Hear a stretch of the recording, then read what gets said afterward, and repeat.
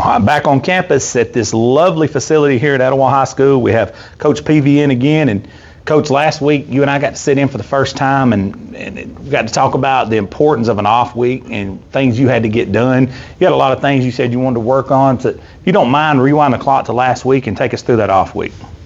You know, we felt like our team had to get more physical. And we felt like for us to be successful, we had to, be willing to put our nose in there. So we spent a lot of time last week, working on that and doing some drills to hopefully, make sure that we're not going to be not physical again. And so we did a lot of that last week, and our kids responded well to it. And so it was a really good off week, very, very productive for us. Coach, you have an what I like to call, and this is a compliment by all means, an old school mentality about the game, your style, your coaching style, a wrestling background, more, nose to the grindstone, so to speak, style. How awesome is that for you to say, hey, you know what? Stop all this new age stuff. Let's go back to the basics. Let's get in here. Let's get physical.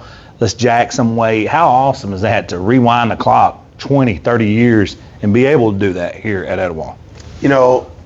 That's the part of the game that I always loved, and that's the part that is a great equalizer. Sometimes you're overmatched and you're playing against better players, and the physical part of the game can be the equalizer. So I feel like you need to spend a lot of time with that. And the game's changed. It's changed a lot. I've been in 30 years. It's changed a lot.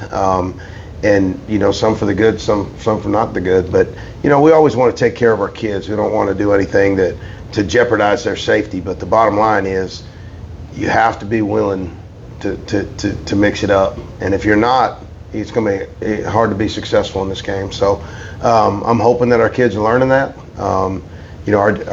Our JV team had a great game the other day, and I'm I like to attribute that to the week of us working really hard and being physical with each other. So hopefully that'll continue to get better. And our middle school's done a great job of being physical too. So I'm excited about everybody. Coach, who are some of the guys, and you find out a lot more about your guys when you go through a week like you went through when you do pop some pads, and like you said, you got to be willing to mix it up because this is a contact sport, and it's a very extreme contact sport. But who are some of the guys last week that you say, hey man, these guys are putting out, these guys are doing what we want to do, and I'm looking forward to see what they can do this Friday? Yeah, I think Bryson Henry, he's had a good career for us here, and he needed to go back to some basics about being willing to be physical with people, and Julian Douglas did a really good job of it this week, and Antonio Garza and Bradley Plager. Those guys did a lot to get back to being physical and working hard at it, and trying to push everybody around them to be a little bit better too. And so I'm just excited that our guys are still willing to do that and still willing to put their nose in there, and when that happens, some good things will happen for us, because we don't have any 4-4 guys, and we don't have any 6'6" receivers that can outrun everybody. So we got to kind of do it the old-fashioned way and just be physical. And it's no different than the way Hokes Bluff plays. They're just a bunch of kids that play really, really hard, and so we're gonna have to match that, because if you don't, they're good enough to beat you by a lot. So hopefully this week off and of going back to the basics, and we'll come out and have a much better showing. No doubt. Now, Coach, you mentioned Hokes Bluff, and when you mention Hokes Bluff, everybody automatically says, man, Bryce Whitaker, and rightfully so. He's an unbelievable kid, unbelievable athlete. He's not by himself over there. No. They got some guys, Willingham's getting recruited by colleges. They got McCarver. They got a lot of guys over there. What have you seen from them? And I'm not good with names, so I don't want to disrespect them. You'll probably know numbers more than names. Yeah, they got that big tackle, 7'4". Yeah, that's Willingham. Yeah, he's a monster. And he's playing both sides of the ball now. And so he's definitely somebody you better know where he is, because he's a beast. And they got the outside receiver, number 10, who plays free safety. He's a really good football player. 21 is a really good inside linebacker. He's a downhill, physical, get after you the whole play kind of kid. And of course the quarterback, and they got that tailback Morris, number 2. That's he's a good sized kid, and he's a problem too. So the rest of those guys up front do a great job. They play really, really hard, just like Hokes Bluff has always done. And their fullback's a good football player, plays inside linebacker too, and and they're old school too. Last year they beat us because we couldn't stop the dive. How many teams get beat with a dive? Yeah. We got blistered by it. So they just I think what they're going to do. stopping it's the problem. I don't think he's tricking anybody. And then they do some great things. They lull you to sleep, and the tight end will catch it in the flat, and he does a great job. That kind of stuff. And then 10 can go get it when they go vertical. And but the fact is they just play so hard that's how they win, and that's how they beat Southside, and just outlasted them, and were super physical the entire game, and got a couple breaks, but they're a good football team. So we definitely have a challenge, for sure. We have several weeks in a row that are very difficult. So we're going to have to rise to the occasion. There's no other option.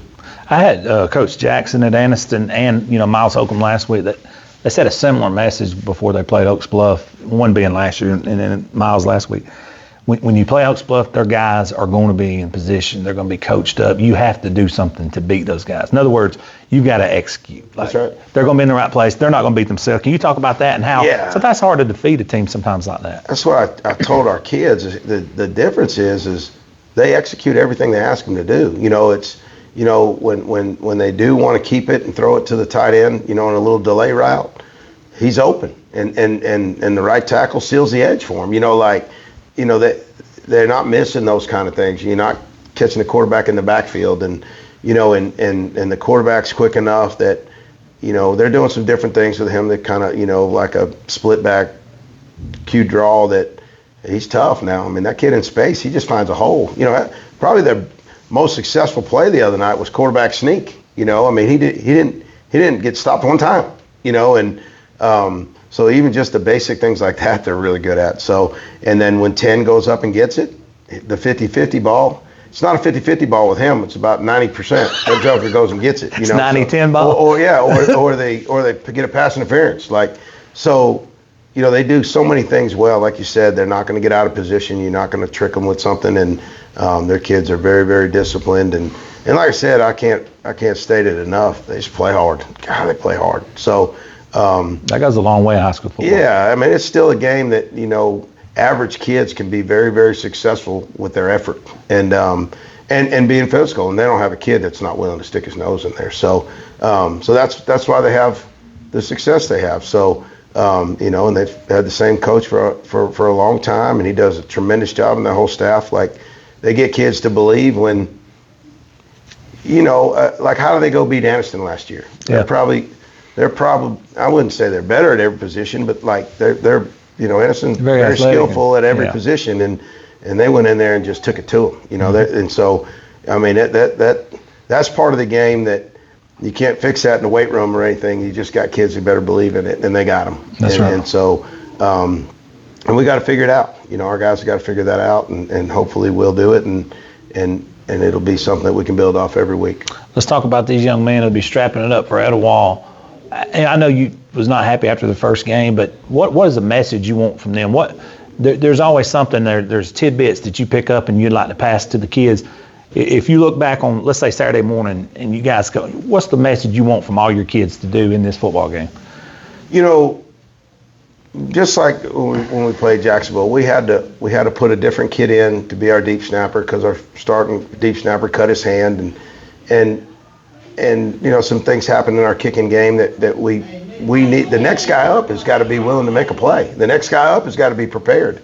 So it's not always about the first 11 that are out there. The rest of those guys better be prepared because you never know what's going to happen. Get your number called. That's right. And so we got to be better in that aspect. Now I got to coach them better, and make sure that I'm doing my job, that they are prepared. But that's been that's going to be our big point of emphasis. Is any one of you can come in and make a play. It doesn't matter if you're the first guy out there. But the guys that are out there got to make plays. And, our punt team, it hurt us. We got bad snaps. We shank a punt. We run for our life. And, we give them the ball. Their probably first 3 possessions were inside the 25. So, we can't beat anybody doing that. You couldn't beat a Pee Wee football team doing that. So we got to execute. We got to do some things that, and then if that does happen, got to have 11 guys run on the field that are willing to put the fire out. No doubt. To stop it. And we got to do a better job of that. So, I love our kids. I'm proud of our kids. We just got to continue to get better every week. Coach, I appreciate you sitting in, but before I let you go, I always like to throw it back to the coach to talk anything program related, just the open mic for you to That could be anything. No, I'm super proud of our program. Our youth program is doing a fantastic job. Those coaches do a great job down there. Our middle school program is doing fantastic, and again, those guys have worked really hard too. So, from top to bottom, I'm excited about the program. I'm excited about where we're headed. We just got to get back to what the principles were back in the day of Etowah football, and when we do that, we'll enjoy some success at the upper level as well. Coach, I appreciate you sitting in. It's always a great time for you to sit in with us and each and every week. And God willing, we'll be back here another week. And long as the good Lord let us come by, we're going to be by here this season. Thank you so much, Coach. Appreciate you. Thank you.